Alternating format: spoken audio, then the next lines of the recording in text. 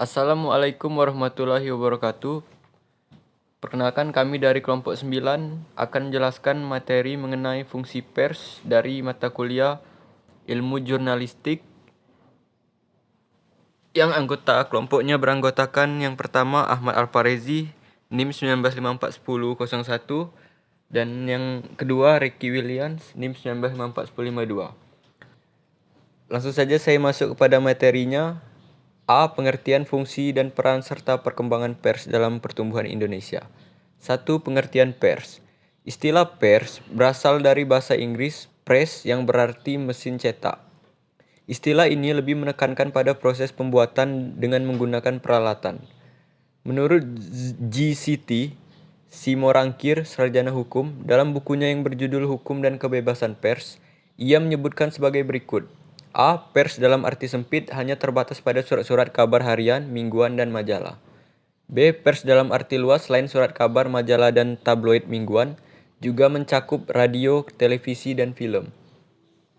Pers menurut UU Nomor 40 Tahun 1999 adalah lembaga sosial dan wahana komunikasi massa yang melaksanakan kegiatan jurnalistik meliputi mencari, memperoleh, memiliki, menyimpan, mengolah, dan menyampaikan informasi baik dalam bentuk tulisan, suara, gambar, serta dalam grafik maupun dalam bentuk lainnya dengan menggunakan media massa, media cetak, dan media elektronik dan segala jenis saluran yang tersedia.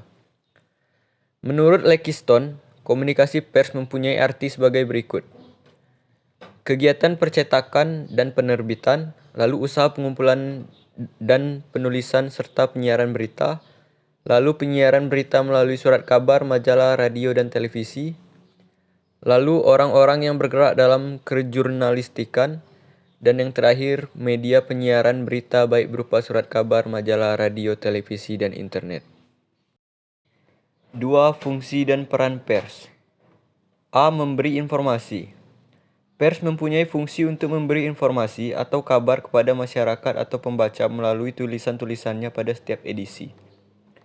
Pers memberikan informasi yang beraneka ragam. Informasi tersebut juga meningkatkan kualitas kehidupan baik dalam bidang ekonomi, sosial, budaya, teknologi, kesehatan, politik, dan sebagainya. Dengan membaca surat kabar, majalah, dan tabloid dan mendengarkan radio, masyarakat dapat memperoleh informasi baik dari dalam negeri maupun luar negeri. Lalu fungsi yang kedua, mendidik. Melalui berbagai macam tulisan atau pesan yang dimuat pers dapat mendidik masyarakat atau pembacanya. Dengan demikian, pers mempunyai kontribusi yang penting dalam memberikan pendidikan dalam kehidupan masyarakat, berbangsa, dan bernegara, dengan mewujudkan kemajuan dan meningkatkan kualitas kehidupan bermasyarakat. C. Memberikan kontrol sosial.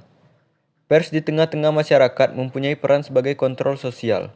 Dengan tulisan-tulisan pers dapat melaksanakan atau memberikan kontrol sosial dan menyampaikan berbagai kritik yang bersifat membangun, yang bermanfaat bagi masyarakat luas. D. Hiburan. Hampir semua media massa dan media cetak maupun media elektronik memberikan layanan hiburan kepada masyarakat pengguna media tersebut, agar dapat memberikan kesenangan para pembaca sebagai upaya relaksasi dan kejenuhan, menghidupkan kembali sisi emosional masyarakat, dan memberikan sentuhan pada diri mereka secara alamiah sehingga bisa menyatu dengan alam. E. Memotivasi dan menggerakkan. Pemberitaan atau sajian tertentu dalam media massa akan dapat memotivasi dan menggerakkan seseorang atau pihak tertentu untuk melakukan atau tidak melakukan sesuatu kegiatan atau perbuatan. F. Membentuk opini publik. Pers dikonsumsi oleh masyarakat luas, maka pers mampu menciptakan opini atau pandangan orang tentang sesuatu. Dengan demikian, pers mampu memotivasi dan menggerakkan kekuatan di kalangan masyarakat luas dengan mempengaruhi dan menciptakan opini hayalak. Opini yang bersifat objektif karena pandangan atau penilaian seseorang dengan orang lain selalu berbeda. G. Pencipta wahana demokratisasi. Pers diyakini mampu menciptakan wahana demokratisasi. Karena melalui pers, organisasi atau warga negara dapat mengemukakan pendapat, pandangan, dan keinginan untuk diketahui dan dipahami hayalak serta mendapat perhatian dari pihak pemerintah. Sebaliknya, melalui pers, pemerintah dapat menyampaikan informasi atau mensosialisasikan kebijakan-kebijakan yang diambil. Maka pers sangat berperan dalam mendidik dan mengarahkan warga masyarakat untuk berdemokrasi dan menciptakan wahana demokratisasi. B. Dampak penyalahgunaan kebebasan media massa dalam masyarakat demokratis di Indonesia. Yang pertama, masalah bidang manajemen. Di beberapa penerbitan, ada beberapa media massa, ada yang mengalami perpecahan atau pemecahan dan masing-masing pemecahan mengibarkan benderanya sendiri. Selain itu, persaingan antar media untuk meraih sukses dan diminati masyarakat makin ketat, sehingga masing-masing media berdaya upaya dengan segala cara untuk menarik simpati masyarakat.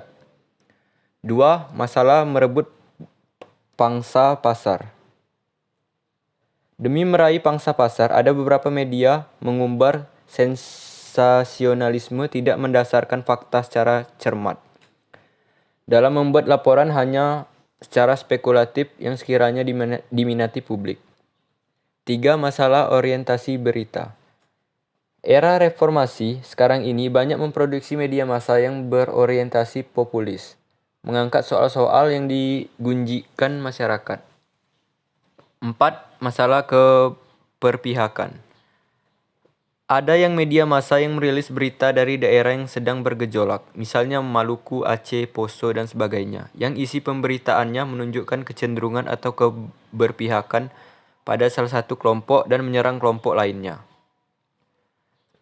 Dan yang terakhir, masalah kode etik. Makin ketatnya persaingan antar media massa untuk meraih bunga pasar dan mempertahankan kelangsungan hidup, beberapa media massa kurang memperhatikan kode etik yang harus mereka taati dan tidak bertanggung jawab. Mungkin itulah penjelasan dari kelompok kami. Lebih dan kurang saya mohon maaf. Wabillahi taufiq wal hidayah. Wassalamualaikum warahmatullahi wabarakatuh.